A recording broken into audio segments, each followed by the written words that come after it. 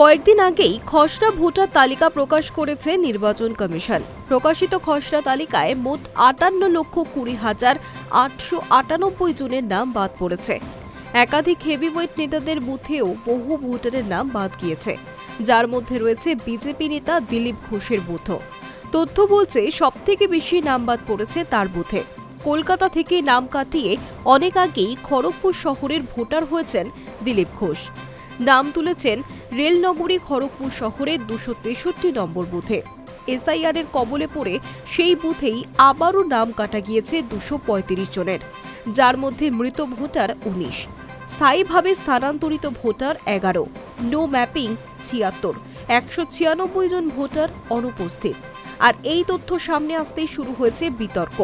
যদিও রাজনৈতিক বিশেষজ্ঞদের কথায় রেল কলোনি এলাকা বলেই এই ধরনের ঘটনা ঘটছে। চাকরি সূত্রে অনেকেই এখানে আসেন, আবার অন্যত্র চলে যান, তাই ভোটার কমেছে।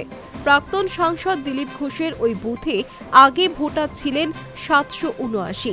এসআইআর খসড়া ভোটার তালিকা প্রকাশের পর ভোটার কমে দাঁড়িয়েছে 472-এ। অন্যদিকে অপর হেভিওয়েটদের মধ্যে রয়েছে রাজ্যের মানস ভূঁইয়া। তার 10 নম্বর বুথে মাত্র 21 জনের নাম বাদ গিয়েছে।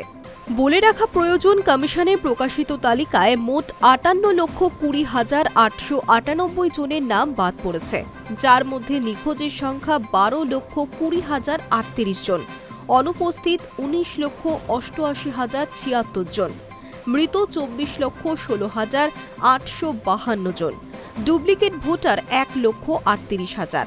ভুতুড়ে ভোটারের সংখ্যাও উল্লেখ করা হয়েছে খসড়া তালিকায়। সেই সংখ্যা 1,83,328 জন।